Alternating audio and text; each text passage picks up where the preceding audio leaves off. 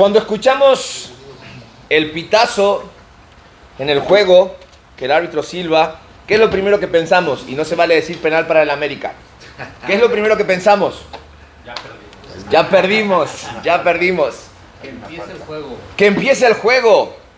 Que termine el juego. Penal, tiro libre, saque de esquina, lateral, expulsión. Todo eso tiene que ver con que todas aquellas actividades que demanden de una participación tienen reglas.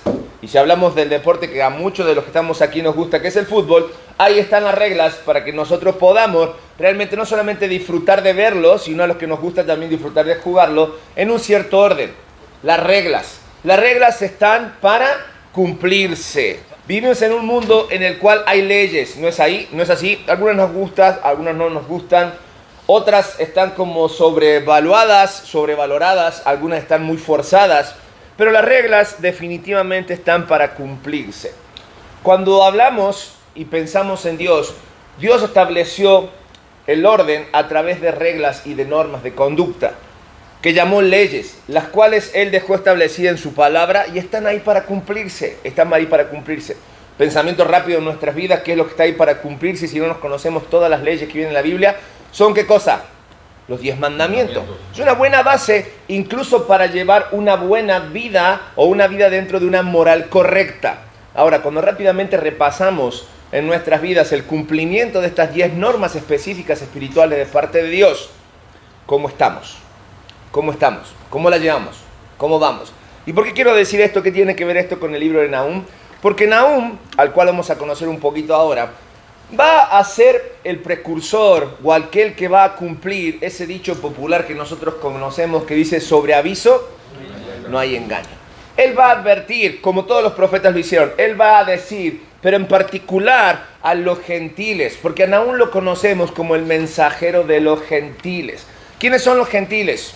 ¿O quiénes eran los gentiles, si queremos ponerla de esa manera?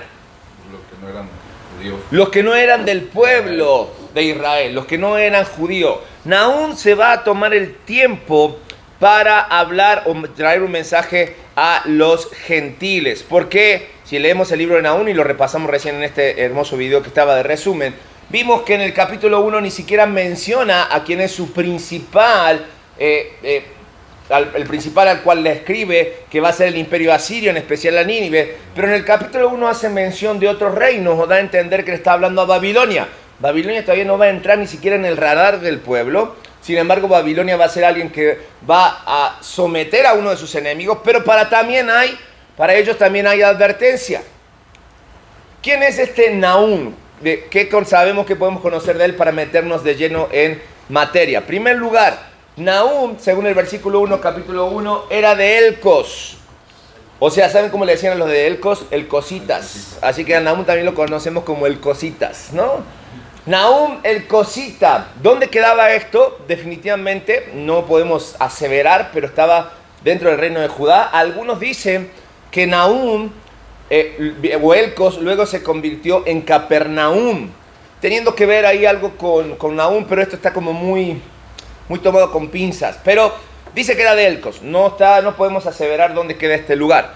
Ahora, su nombre, el nombre Nahum significa consolador, el que consuela o el que da consuelo. Entonces, Nahum va a llegar con un mensaje, y si tú dices, bueno, ahí viene consuelo, ¿qué es lo que esperas? Pero vamos a ver qué mensaje trae. Cuando hablamos de Nahum también tenemos que decir que él manifestó, su ministerio estuvo desde el reino del sur entre el año 655 y el cumplimiento de esta profecía fue en el año 612, lo que se extiende su ministerio en la caída del imperio asirio. Él escribe al reino de Asiria, por eso decimos el mensajero, principalmente al imperio de Asiria, el mensajero a los gentiles, no le escribe al pueblo de Israel. Su ministerio fue durante el reino de Manasés, que fue uno de los peores reyes del reino del sur, y el tema que él traía era juicio sobre Nínive. Si queremos tomar un versículo clave en el libro de Nahum para entender cómo piensa Nahum y la profundidad de la intención del mensaje de Nahum, tomamos el versículo 7 del capítulo 1 que dice: Jehová es bueno, fortalece en el día de la angustia y conoce a los que en él confían. Ahora, ¿Cómo una persona que va a traer juicio va a decir Jehová es bueno? Recuerden que al principio dijimos, Nahum era el portador de este mensaje sobre aviso, no hay engaño. ¿Y por qué voy a decir esto? Dice Nahum, porque yo te quiero hablar acerca del juicio que Jehová va a traer a las naciones gentiles, pero también ¿quién va a escuchar este mensaje? ¿Quién era? ¿Quiénes van a escuchar lo que se le está diciendo a los enemigos? El pueblo de Israel. Y una de las cosas que advierte Nahum es en nombre de quién trae mensaje. Y el mensaje lo trae en nombre de Jehová. Que Jehová, aun cuando emite un juicio, marca pautas, deja normas, como decimos en la jerga, nos marca la cancha. Jehová sigue siendo ¿qué? Bueno. Sigue siendo bueno. Y si algo te suena como ruido o incómodo o no te gusta acerca de decir, es que cómo Jehová es bueno si ahora está emitiendo un juicio sobre una nación y está advirtiendo a las demás naciones acerca de lo que va a ocurrir por desconocer a Jehová. Bueno, déjame decirte una cosa. Podemos desconocer a Jehová, pero Él no nos desconoce. Todo lo contrario, la palabra de Dios dice que no solamente fortalece en el día de la angustia, esto quiere decir que el día de la angustia no lo vamos a saltar, lo vamos a pasar, llega a la vida de todos aquellos que temen a Dios, es una realidad, siempre hay enemigos alrededor del pueblo de Dios, pero termina este versículo diciendo, y conoce a los que en Él confían, a los que en Él confían. Si tu confianza realmente está puesta en Dios, está diciendo Nahum, no te preocupes, Él te conoce. Y esto Él te conoce tiene que ver con el hecho de que Dios sabe las cosas que te van a ocurrir antes que lleguen. En el capítulo 1 menciona Babilonia y Babilonia ni siquiera estaba dentro de los planes o el pueblo tenía idea de que Babilonia después iba a venir e iba a someter a Siria, pero también para ellos había un juicio. ¿Me explico? Entonces tú dices, wow, ahora nosotros conocemos toda la historia porque tenemos otra cosmovisión. Pero nos ponemos en aquel entonces en los zapatos, no solamente de Nahum, sino de quien está recibiendo el mensaje. ¿Y cuál sería la reacción nuestra en esos momentos? ¿Estás loco? ¿De qué estás hablando? Sí necesitamos que quiten a nuestros enemigos, pero ¿cómo le vamos a hacer? Porque los asirios son bravos. Nadie se metía contra ellos. Hacía 120 años atrás había llegado Jonás y le había dicho arrepiéntanse. Y el pueblo se arrepintió. Y Dios los perdonó allí en la ciudad de Nínive. Pero dice que después de esa situación con Dios, los asirios se volvieron peor que antes. Porque ahora sí eran temidos.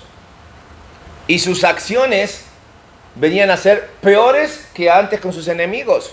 Dice la historia que cuando ellos conquistaban, asolaban todo. Y para demostrar su fuerza, agarraban a las personas, las empalaban y las ponían en las entradas de los pueblos.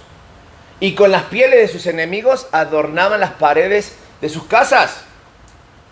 ¿Quién se iba a meter con un pueblo así? ¿Quién? Sin embargo, Nahum no le tiembla ni un poquito la voz cuando tiene que llevar este mensaje a los asirios. Es interesante porque también aquí encontramos una referencia profética. Y en Nahum capítulo 1, versículo 15, cuando habla y dice, he aquí sobre los montes los pies del que trae buenas nuevas, del que anuncia la paz. ¿A quién está haciendo referencia este capítulo 1, versículo 15? ¿Quién trae buenas nuevas? ¿Quién trae un mensaje de paz? Definitivamente. Está hablando implícitamente de Cristo. Ahora, quien traía un mensaje de buenas nuevas, de que iban a ser liberados de los enemigos, de quienes iban a traer, que iban a tener paz, era Nahum. Pero la referencia es tomada del libro de Éxodo, cuando el pueblo emprende aquel camino hacia la tierra prometida. Quienes motivaban que ellos caminaran hacia ese lugar era aquel que estaba con los pies sobre los montes trayendo un mensaje de buenas nuevas y de paz. Y oh casualidad, y no existen las casualidades, pero no encuentro otra palabra, que Pablo en el libro de Romanos le va a decir a los Romanos capítulo 10 versículo 15, ¿y cómo predicarán si no fueren enviados? Como está escrito, ¿qué dice? ¿Qué dice? ¿Me lo leen por favor? Como está escrito, cuán hermosos son los pies que ¿qué? La paz. Y que anuncian las buenas nuevas. Fíjate, ahora está hablando en plural. Porque lo que pasó en esta cuestión o en esta referencia profética, que si bien hace referencia a la obra de Cristo en la cruz, ese mensaje de redención, de liberación, también dice que ahí comienza, pero de ahí se continúa, hacia atrás y hacia adelante. El libro de Hebreos dice que aquellos que esperaban no recibieron en su momento en el galardón, pero en Cristo fuimos unidos, los de antes y los de ahora. Y de eso se trata el mensaje de las buenas nuevas. Y a nosotros nos toca de aquí en adelante. Ahora nosotros debemos convertirnos en portadores de un mensaje de buenas nuevas y de paz. Sí, aunque te asuste, aunque no te guste, aunque digas es que este mundo está cada vez peor, hay más caos, cuando más oscura la noche, más debe brillar la luz. Pero esto no sería posible sin la referencia y sin la realidad del sacrificio de Cristo en la cruz. Nahum ya le apuntaba a eso. La redención total para este pueblo iba a llegar solo a través de la cruz de Cristo. Sus enemigos sí iban a ser quitados, el oprobio iba a ser quitado. Pero conocemos la historia. Una y otra vez el pueblo iba a caer en sus debilidades, en su idolatría, y Dios iba a utilizar a uno y otros pueblos para darle la lección. Por eso digo, no seamos severos con este pueblo, no lo señalemos, simplemente nos reflejemos con él, porque Dios nos rescató. Y muchas veces, una y otra vez, nosotros caemos en idolatría. Y Dios tiene que usar situaciones adversas en nuestras vidas para recordarnos que nuestro propósito aquí en la tierra no necesariamente es pasarla bien, sino que nuestro propósito aquí en la tierra es anunciar las buenas nuevas y llevar el mensaje de paz, el mensaje de paz. Por eso, el mensaje o el tema general o el tema clave que nosotros debemos entender y ver aquí en el libro de Nahum es el siguiente, y lo completamos allí en sus hojas. Y dice allí, ¿qué cosa? ¿Quién me lo lee por favor en el pizarrón? La desobediencia, la rebelión y la injusticia no prevalecerán. La rebelión, la desobediencia, la rebelión y la injusticia no prevalecerán. No prevalecerán. Quizás hoy algo que nos haga mucho ruido en nuestro corazón, en nuestros oídos, es la injusticia.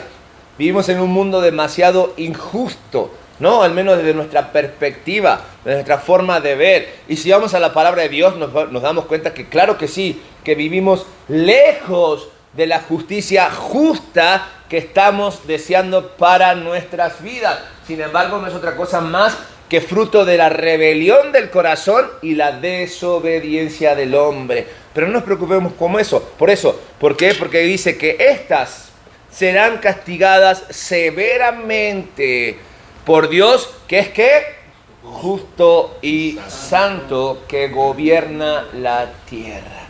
Que gobierna. ¿Cómo que Dios gobierna la tierra y estamos como estamos? Bueno, es que todavía hay pecado en el corazón del hombre, hay rebelión y desobediencia. Pero un día el reino se manifestará. Cristo se manifestará y será quitado el pecado. Y junto con el pecado, aquellos que no creyeron y aquellos que no se arrepintieron.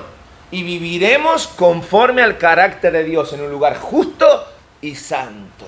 Anhelo ese día de todo corazón, hombres. Los anhelo y espero que cada uno de ustedes también pueda anhelarlo.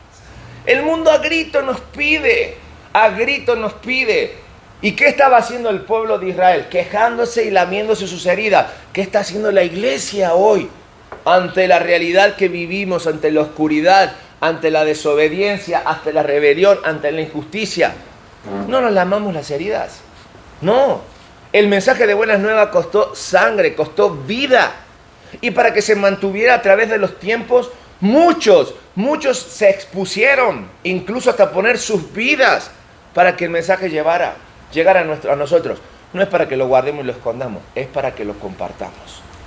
Y para que esto nos quede más claro, 3 aplicaciones prácticas que nosotros podemos tomar o aprender de Nahum para nuestras vidas el día de hoy. En primer lugar, no olvidemos, no quitemos de nuestra mente que hay un juicio certero sobre la rebelión contra Dios. Sí, todo aquel que se rebela contra Dios va a tener un juicio. Déjame decir, pero ¿cómo? ¿Cómo Dios que es tan bueno? Bueno, la palabra de Dios nos dice que Dios es bueno, también nos dice que es paciente, y acabamos de leer versículo 3, capítulo 1, versículo 3, él dice que es lento y paciente y grande en poder, lento para la ira, tardo para la ira. Pero no quiere decir que no va a ejecutar su justicia. No quiere decir que él no bajará el martillo para dar el veredicto. Dice que es lento, que es tardo. Ahí funciona su gracia y su misericordia. Pero nunca dice que no va a ejecutar su justicia. ¿Por qué? Porque la ley, lo dijimos al principio, ¿está para qué? Para cumplirse. Y es lo que Dios espera, que cuando Él advirtió y Él dijo, se pueda cumplir.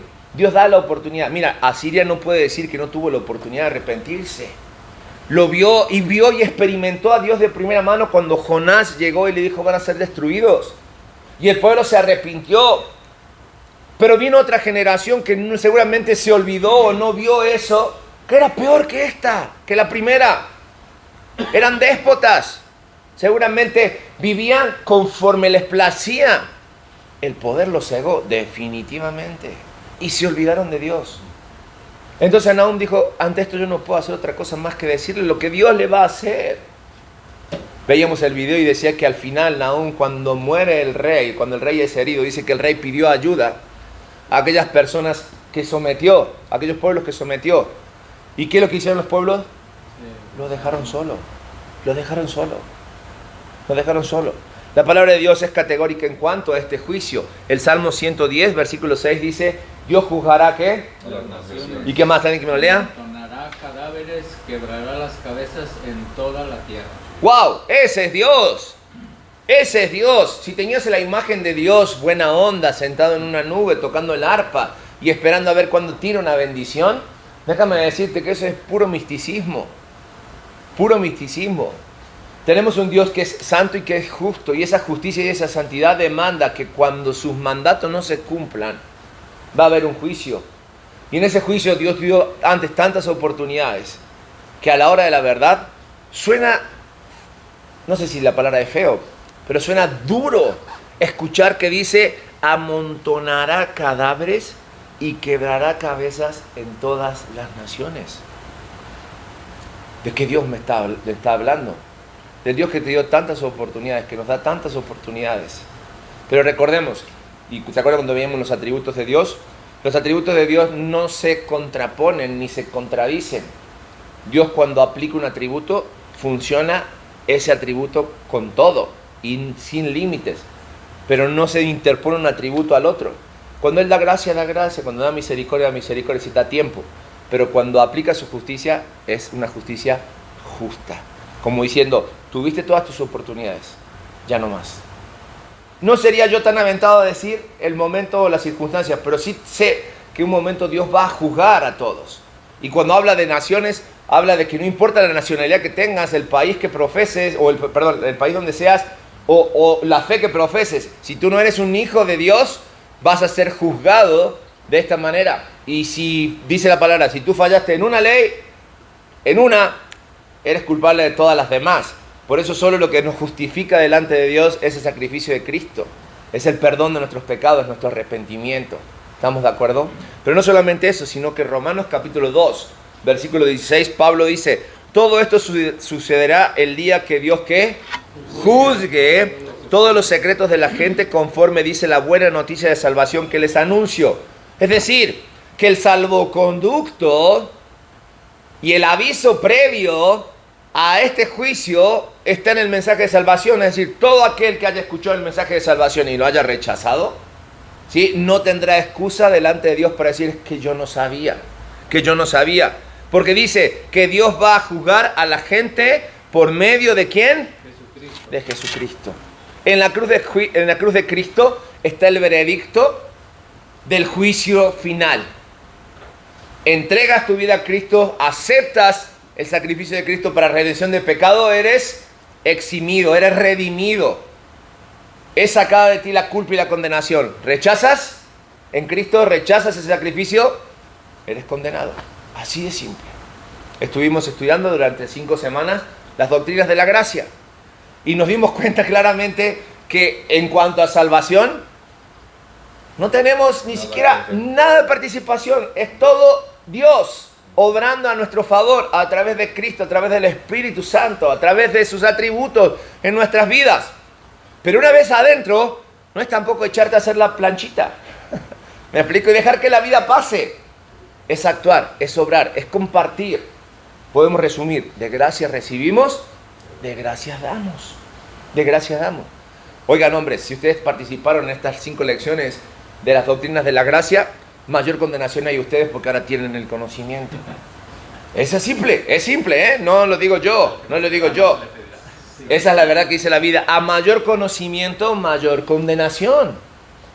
No es nomás para engordar, porque si no después vienen y te trasquilan. Es para recibir y compartir. Es para recibir y compartir. De eso se trata. Porque Cristo es la verdadera, y completamos en nuestras hojas, verdadera y única esperanza para no solamente nuestro país, para mi vida, para mi familia, para mi colonia, para mi barrio, para mi estado, para mi país, para el mundo. Cristo es lo único. Cuando te pregunten qué necesita México para cambiar, no podemos hacer referencia a ningún color de partido político, porque ya pasamos por todo y todos nos quedaron a deber. Y todos nos tienen en vilo, no importa qué color sea. La única verdadera esperanza, y no estoy haciendo referencia a ningún eslogan político, sino que estoy hablando realmente de una verdad para nuestras vidas. La única y verdadera esperanza para el hombre en el mundo es Cristo. Fuera de Cristo no hay absolutamente nada. El salmista decía, ¿a quién tengo yo sino a ti?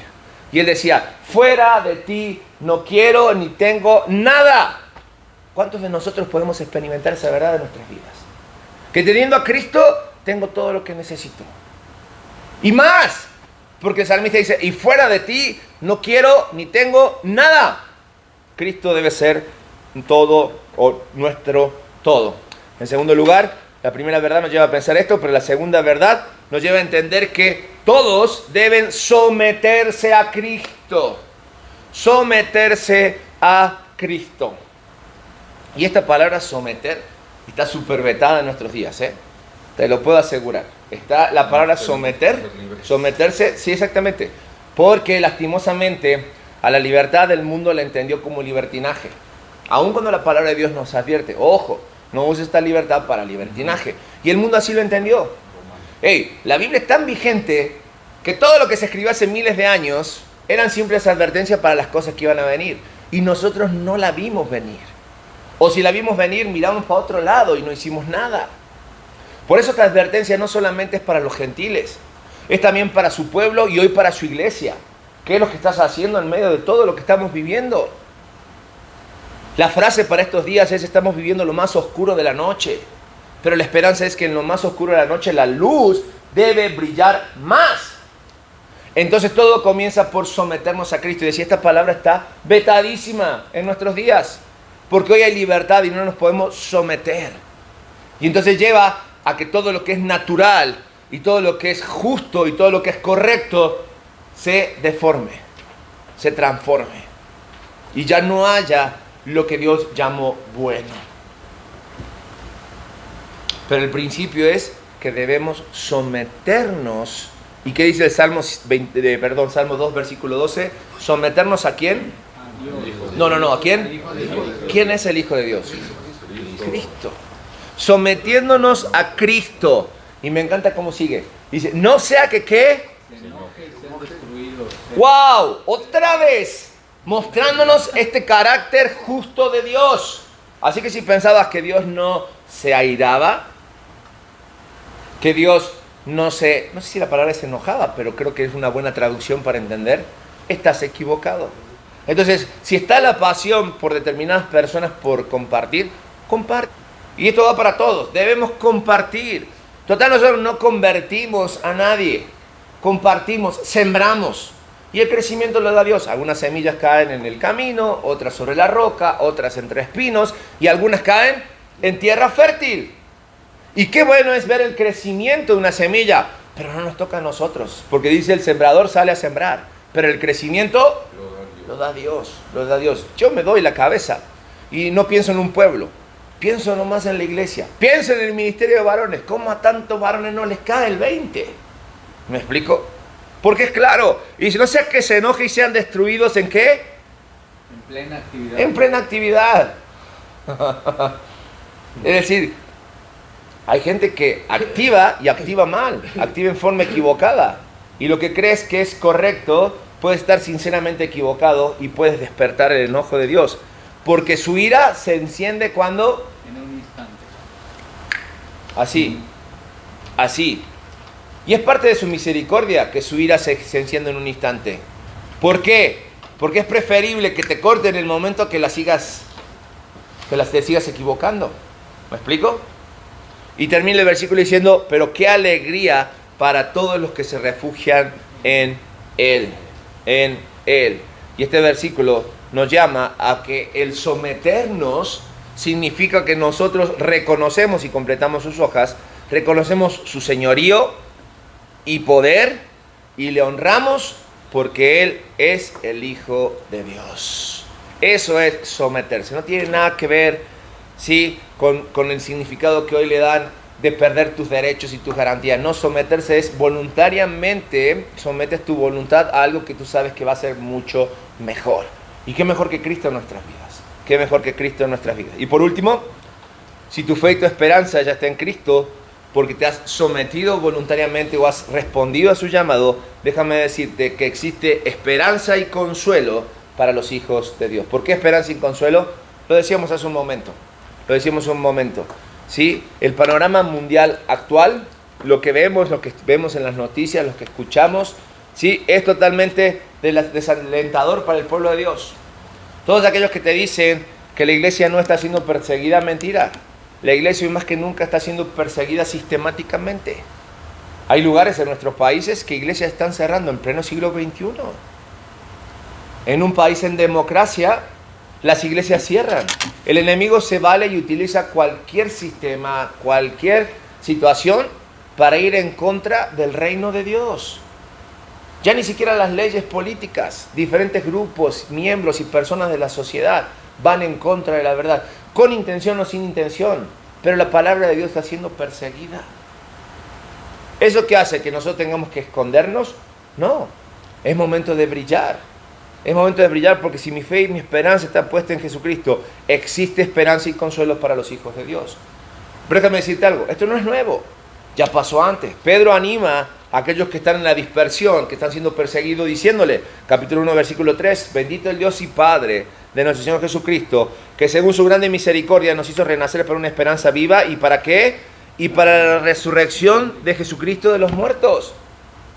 Nuestra esperanza no depende de lo que logremos en esta tierra, sino de la esperanza que da el renacer en Jesucristo. Y Pablo, hablando con los romanos en medio de una situación adversa, le dice, sí, la están pasando mal, pero dice, y no solo esto, sino que en un momento nos gloriaremos en las tribulaciones. ¿De qué hablas, Pablo? ¿Qué es gloriarse en las tribulaciones? ¿Tú sabes lo que es pasarla mal? Y Pablo pasó casi todo su ministerio en la cárcel, injustamente juzgado. Sus derechos fueron echados a un lado, solamente perseguido por ser diferente, por proclamar a Cristo. Todo lo que él antes hacía se le volvió en su contra, pero él entendió que era todo con un propósito. Y termina diciendo, dice en este capítulo 5 de Romanos, sabiendo que la tribulación es necesaria porque produce ¿qué? Paciencia. Y la paciencia prueba, y la prueba esperanza. Y la esperanza no avergüenza. Si eres un cristiano de la secreta es porque no tienes esperanzas en Cristo. Si eres un cristiano en la secreta es porque tu esperanza no está en Cristo. Porque te importa más lo que el mundo opine de ti que de lo que Cristo hizo por ti. Y eso es lo que Nahum le está diciendo. ¿Sabes qué?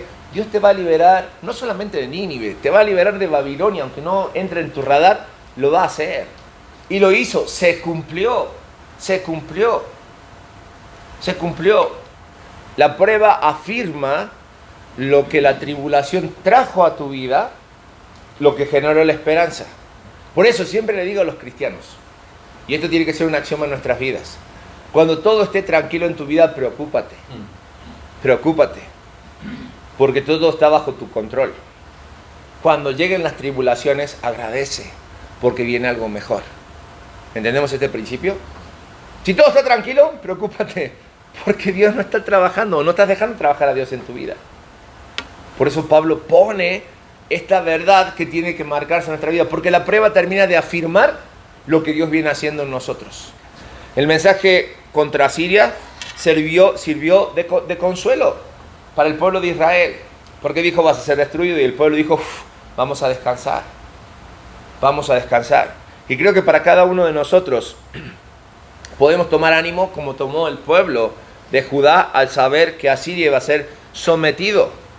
La iglesia, es decir, nosotros debemos encontrar consuelo en la victoria de Cristo en la cruz y el inminente fin de todos nuestros enemigos. Me robé una imagen del video que veíamos. Esta imagen particular me llamó mucho la atención, porque creo que termina de definir lo que nosotros pensamos mal de Dios. Pensamos que Dios se da gusto o le encanta castigar, y que Dios se lleva entre sus planes a un montón de inocentes, como que no le importa. Pero la verdad es que Dios se duele en la muerte de los inocentes. La bondad y la justicia de Dios lo llevan a orquestar la caída de las naciones, ¿qué dice? Opresivas. Y cuando hablo de naciones, vuelvo a mencionar, no menciono a países particulares, sino a diferentes nacionalidades, a todos aquellos que de una forma u otra oprimen al inocente. Incluso, ¿se acuerdan? Vimos uno de los profetas cómo hablaba de la justicia social. Y no hablamos de socialismo, hablamos de justicia social, de cómo Dios quiere que nos encarguemos y estemos atentos de los inocentes. Compartamos la verdad del Evangelio. Inocente se llama o se dice de alguien que no tiene el conocimiento de lo que está pasando, que no es culpable en el sentido no necesariamente, sino de que no conoce la verdad que está viviendo.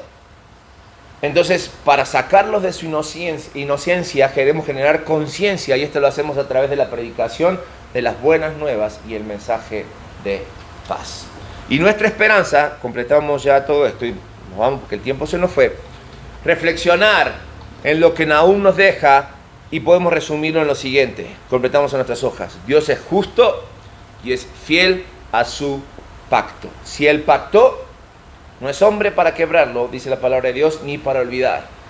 Él lo va a cumplir. Así como lo hizo con Judá, lo va a hacer con su iglesia. Amén. Oramos, hombres, para terminar en esta hora, y damos gracias a Dios por Nahum.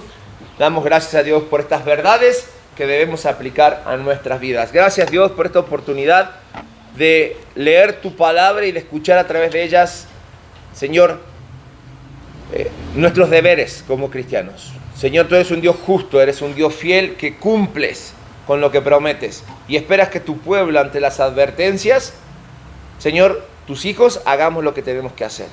Dispón nuestros corazones a anunciar el mensaje de buenas nuevas. Dispón nuestros corazones a llevar el mensaje de paz a este mundo que vive en oscuridad. Líbranos del mal, permítenos ser útiles en todo momento. Lo oramos en el nombre de Cristo Jesús. Amén y amén. Amén.